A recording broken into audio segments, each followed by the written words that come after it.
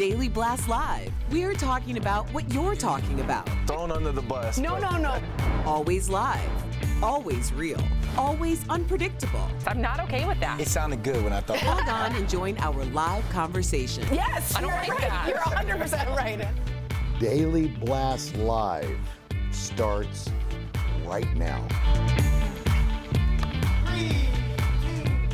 Why, thank you, Dog the Bounty Hunter. Don't miss our emotional interview with Tori and him later in the show. Welcome to DBL. It is Wednesday, August 28th. I'm here with Stephanie, Tori, Brandon. I am Sam. Let's get right to it. Well, we are learning new details about Lori Loughlin's defense.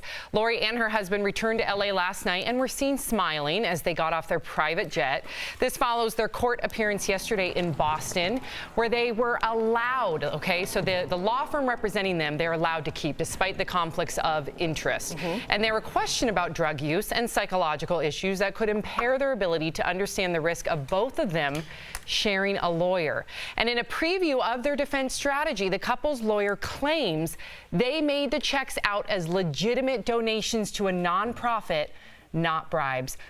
BS, Tori. This ticks me off because then you're playing us all for fools. We know the details of the case. We know that there's tapes involved. We know that there's photographic evidence involved. And what was in that photographic evidence? Do you remember? They were pretending to be crew. Right. In crew. There's no way you can play that. Now, this is a valid defense strategy that you can claim what? Ignorance. That's just what they're going to do. I think it's a bad strategy, but that's what their multi-million-dollar law firm thinks that they should do. Let's see how it plays out. To us, it's not reading right. It's not feeling right. And you know what? Let's say they win in the court of law. They are never going to win in the court of public opinion. They will never have careers again unless they face it like men and women, like adults that they are, and that they are somehow accountable, like we saw with Felicity Huffman. I think this is saying even more, we're getting a more and more deeper insight into their personalities, their values, who they are as human beings. And I think how sad is it if this is the defense that your lawyers have come up with, we're just going to pretend to be ignorant. Yeah. I mean, how low, how much of the barrel do you have to scrape to get to this point? I don't think they care. I don't think they care what anybody else thinks. They only care about preserving themselves. And Tori, I just don't understand how you're on that side, Tori, because you understand like when it comes to the judicial system and everyone has the right to have a lawyer and the right to their own defense.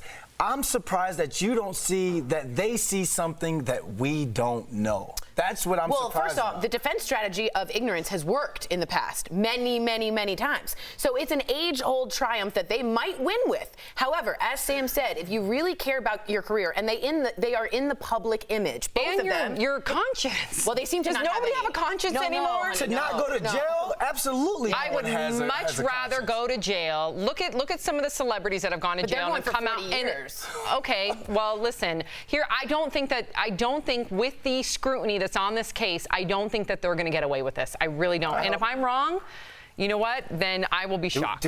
I'll go vegan for a week.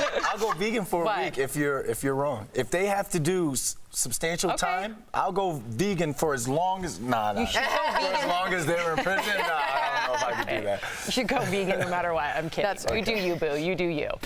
Shocking video just into the studio. A rhino charged and attacked a zookeeper's car at a safari park in Germany.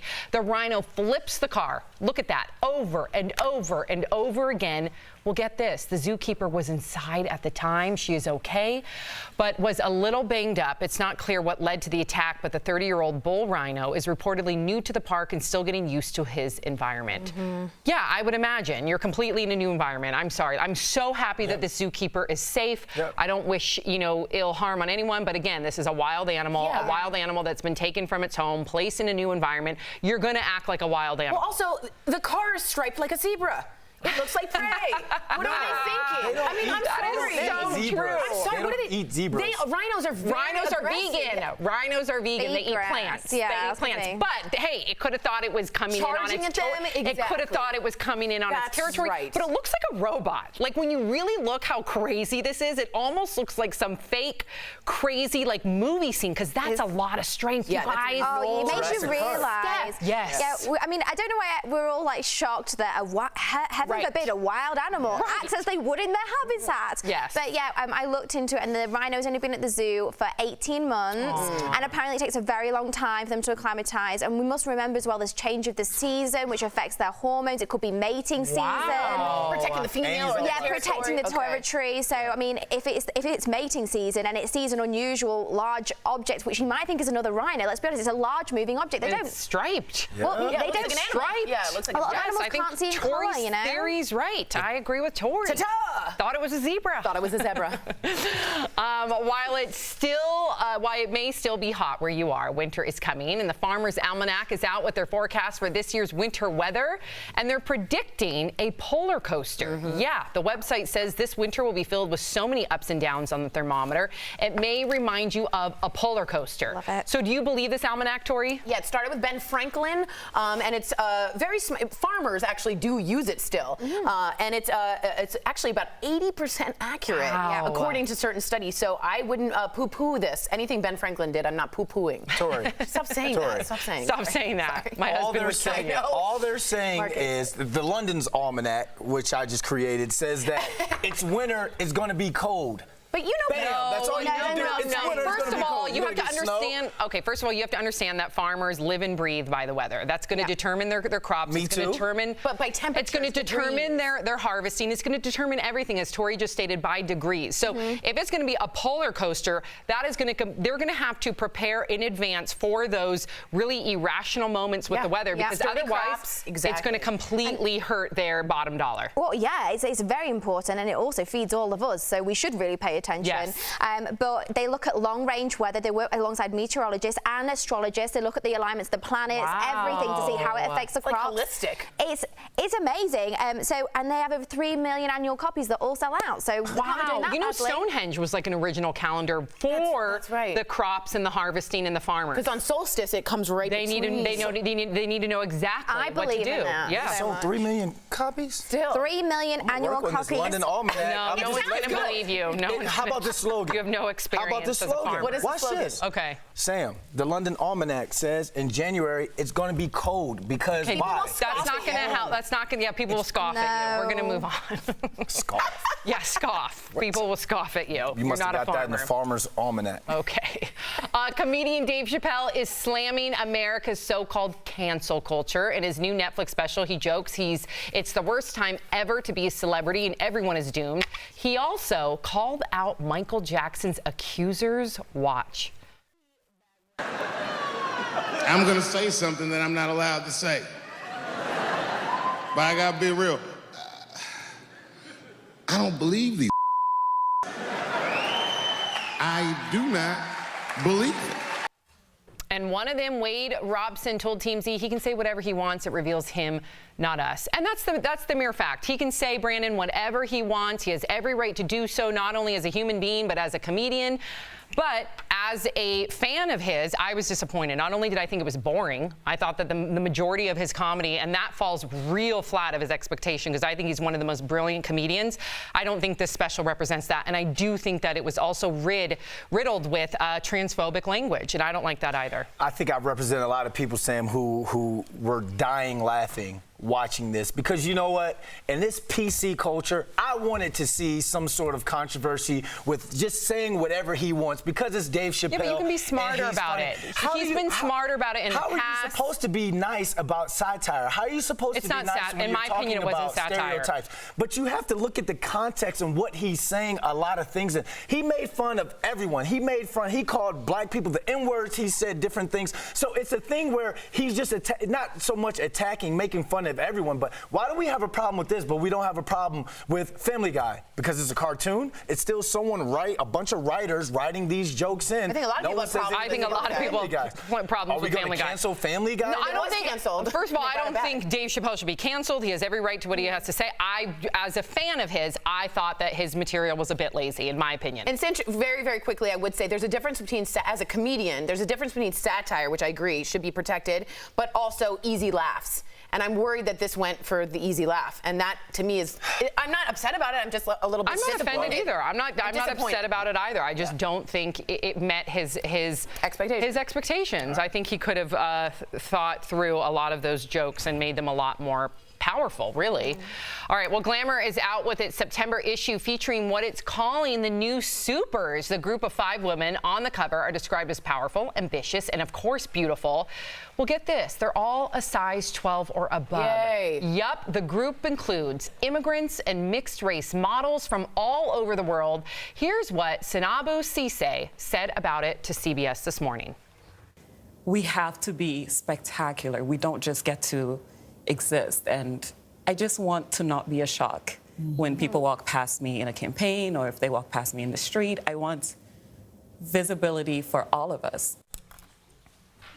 I love this. So I actually have a really good relationship with Glamour UK. I nearly made Glamour TV. Whoa. Yeah. Oh, wow. So I worked with them very, very closely, and sadly the deal fell through last minute. But this is them to a T. This is everything that they That's embody. so good to hear. It's their brand. Oh, they mean this. This isn't just a publicity stunt. They are all about inclusivity, about women of all different sizes, about they want to relate to everyone, and they are very much the magazine for the girl next door. They want it's to be different than the old Glamour, I have to say. But it's nice to hear her say that because they're clearly walking the walk. And for someone that's dealt with them personally, it's nice to know that this isn't just a publicity campaign. But would you like to see a skinny woman in there just to show all ranges? I think we have enough of that. I think we see that anywhere.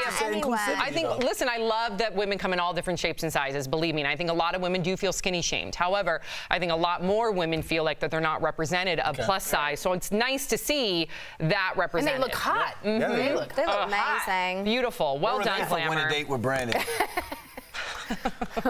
Busy. They didn't apply, darling. They didn't apply. Yeah, they did not apply. DBL's live coming up.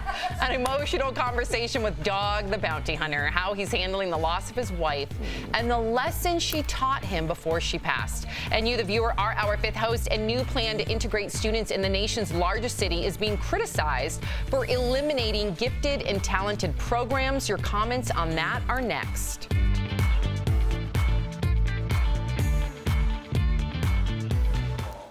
Hi there, DBL Nation. Kelly Schubert here, the DBL Digital Team.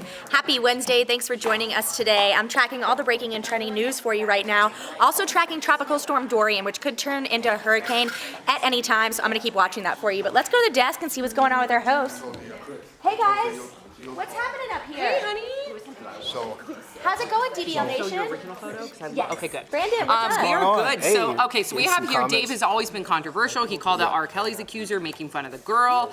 You're right, Dave has been controversial. I just found his comedy in the past to almost like, when you think about Richard Pryor, he was always controversial too, but Richard Pryor, if you look back, was on the right side of history in the fact that he was progressive when he challenged gender stereotypes or even LGBTQ stereotypes. There was always this caveat involved that made you, and at the time, people were mad because it made you think more progressively. In my opinion, the opposite is happening with Dave Chappelle, where he thinks he's riling everybody up, and he is. But in my opinion, he's not on the right side of history as when Richard Pryor was. So that's the biggest difference. Yeah. It's not doing any good at all. It's not making you be more inclusive. Not teaching you anything. Yeah. Because at the same time, people are going to pick what they want to be inclusive with. Of course. So I can be as inclusive I want for certain things, but there are also people out there who are just so sick and tired of having to watch everything you say, having to watch He doesn't everything have to watch you everything do now. he says. But that's what he's saying with this cancel culture but that he's attacking that I agree right with. now. I think his cancel culture was spot on. That is one undertone that I agree with. I just wish that he would have had examples that were more progressive, Agreed. rather than examples that set us back. Like Richard Agreed. Pryor, Totally agree. go That was look so up well said. Richard Pryor's comedy, and every single time he riled people up, and let me tell you, people were like, upset. What is he saying? How dare he? But it still it made was you think a different it way. was the opposite effect. It Yep. was like, oh whoa, like Wait a minute. maybe I shouldn't be homophobic. Maybe Yep. I shouldn't be racist. So that's the difference to me. Totally agree. I think it's just going to be hard for comedians to come out and to be funny and also not stir the pot. I think and you to got to try be and be smart. You educational. got to be really I smart thought about a it. lot of things he said yesterday were very It witty. takes a very special, it takes a special, what's the word? Skill, exactly, to be able to.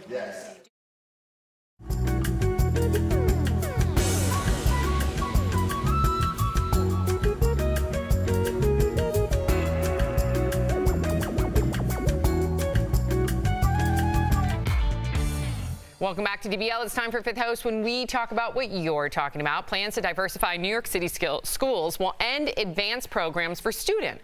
And not everyone is on board. Mayor Bill de Blasio wants to rezone and fully integrate public schools so that the racial mix of each will reflect that of his city. But this 10-year plan will end up eliminating gifted programs, and the city's biggest teacher union says that it's not worth the sacrifice. So DBL Nation is achieving diversity among students worth sacrificing gifted programs. All right, let's get straight to it. Laura from Facebook says, I shouldn't feel like my child is getting held back because he is forced to be in class with kids that are not as intelligent. Yeah, I look at it because there are some kids who are absolutely brilliant. And regardless of where you're from, what neighborhood you grow up in, I don't think we should give away with the gifted program, because as long as we're making it to where kids from different backgrounds are in class together and they're getting this higher advanced curriculum. So interesting. Hard to do. Henrietta from Facebook says the decision should be up to the kids and the parents of these school districts. If they find the programs beneficial, find a way to keep them. That's a nice compromise. I gotta say, Henrietta, I might be going with you on this. I don't know where I stand on this. I do not want a child to be lagging, but I certainly think a diverse culture in a classroom is worth 5 years of education from friendships that you make and different cultural attributions you get to learn. So I think maybe leave it up to the states. Okay. Nancy from Facebook says, my kids were gifted in classes and quite honestly, it really prepared them more for college. Maybe all classes should be conducted at this higher level. Well, the schooling system here is extremely different from that in the UK, and there are gifted programs. However, there are things called grammar schools, and with a grammar school, you have to sit an entry exam and you have to pass it at a certain level to go to that school. So therefore, then you're not separating the classes within the actual school. You can go to a further higher education, college or class. So that's the way that we do it, and it's up to you. Anyone can apply. It's absolutely free. If you pass the exam, you get a space in the school. That's interesting. So, I mean, free. Yeah. Keyword free. Years from Facebook says, I read a study once that gifted and talented programs don't actually teach kids more. They just give them an inflated ego. After I read that, I pulled my kids out of the program. That's interesting. I talked to my mom about this, who's been an educator for 30 plus years, who's worked with boards, who's worked with superintendents. And she told me that, number one, at least in California, they're re-looking at the gifted programs because they're overused. That term is overused. And it is creating this divide amongst the students and an unnecessary pressure amongst those students who are gifted. They've also found, based on studying, that the children are growing and learning at different rates. So what might be gifted at first grade, that same student that's not gifted could be then gifted in fourth grade because they're learning at different levels. So I think this is so much more complex. I also think, too, that I grew up in a very diversified school, and I think that taught me exactly who I am today. So I think that is almost invaluable. So interesting. Thanks for writing in, guys. Coming up on DBL, Dog the Bounty Hunter opens up about losing the love of his life to cancer, what she taught him, and the funny way they met when we come back.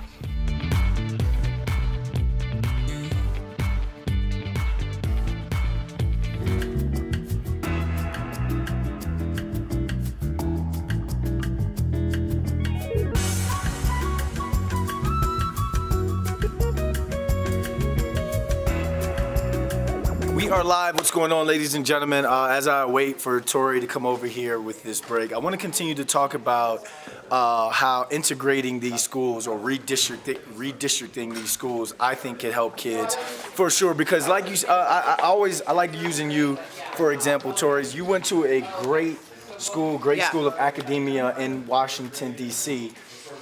Which, by the way, is very majority black, and we did not have a majority black in our school. Oh, it was majority black then. DC is highly diverse. Okay, so I was going to ask you, I assumed that it was majority white, and I was going to ask you how that got you, your school was majority but not DC. White. Okay. Do you feel me? How did that get you, how did that prepare you for Michigan, being around different people of different cultures, different skin colors? Because I think that was on my parents. Like, first of all, GDS, my school, is very white. I'll be super honest. But there is some representation, but I think they need a lot more, and I think a lot of schools do. However, living in the city of DC, you had urban environments everywhere. I mean, I was amongst one of the most highly black populations in the country. So Chocolate City. Yeah, DC is amazing. And also my parents, my mom worked in the museums and she toured for inner city kids. So I guess, I don't know, I just also was a good human being. I don't know. I just see you know that. What I mean? But I feel you that it's weird that it didn't represent DC, my school. And there's certain, I just looked at it as certain curriculum or academia classes that doesn't prepare people like being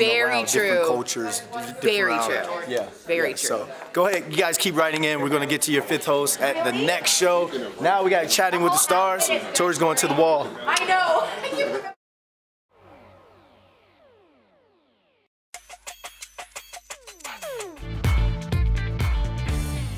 Welcome back to DBL. While mourning the death of his beloved wife, Beth, Dog the Bounty Hunter is honoring her memory by continuing the work they started in a new series called Dogs Most Wanted. I sat down with him in today's Chatting with the Stars.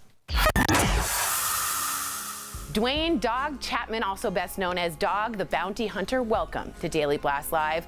I want to start with my deepest condolences. Beth wasn't just a major part of the show, she was a huge part of your life. Once you find out that it's an incurable, lung cancer, where's there to go from there? How difficult was filming this last season knowing that it might be Beth's last? I didn't know that, Tori. I thought that she was going to make it. Yeah. I see every morning when you wake up, I look at your color.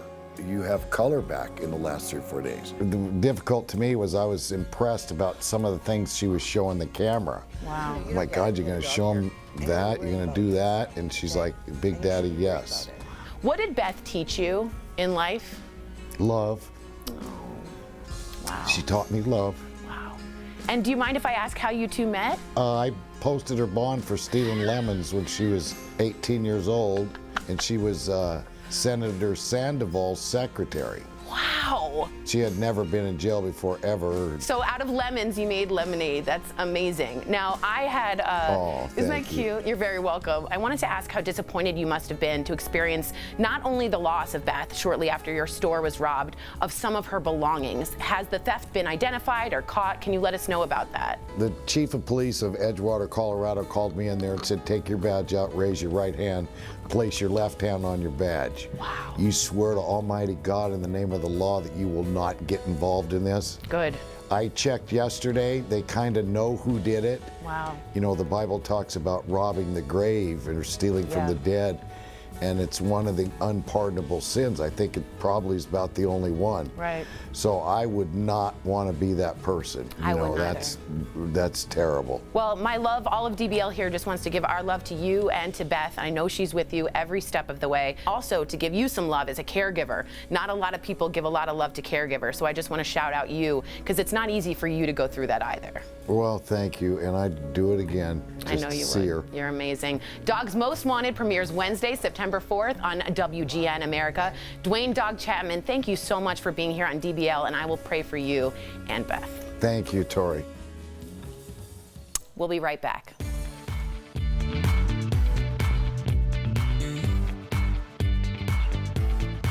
Promotional consideration is brought to you by Hey guys, welcome back to Beauty Blast. I'm Jeray for the Slay, and before we get started, let's go ahead and connect and be friends, y'all. Follow me at Jeray for the Slay, J-A-R-A-Y, and let's go ahead and connect and make sure that we're all getting these beauty blasts together. Now, back to business. Today, we're talking some red light beauty tips, and with that being said, I want to bring up something that's a little controversial. Yes, you guys already know. Using blush. Is it too much? Did I not do enough? I know, it's the age-old question of why am I even doing this? But there's actually a real reason, guys. So let's take it a step back and figure out why do we need blush in the first place.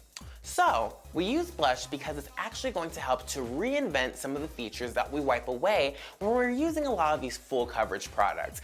Full coverage foundation, even tinted moisturizers or concealers can sometimes take away from the color and the enhancement in our skin that we're looking for. So, by using a blush, it's actually going to help to re-enhance those features that we're wiping away and make sure you have that bright and an awoken look, okay? So with that being said, I know you're probably wondering should we be applying this? And I got the answers for you, my friends. So I know everyone has seen that one lady at church that has those pancakes on her cheeks. I know, that's too much. You don't want to really be leaving the house with big circles on your face. So instead, I want you to follow my map here, okay? So we're gonna go ahead and start at our nostril, and then we're gonna go to the end of our eye. This is a nice little vertical line here. This area, we wanna keep completely free of any blush. You should actually be using this area for concealer or maybe for more of a brightening powder. Instead, we wanna go ahead and use the top area of our cheek for any of our blush application. So I like to keep any blush right back here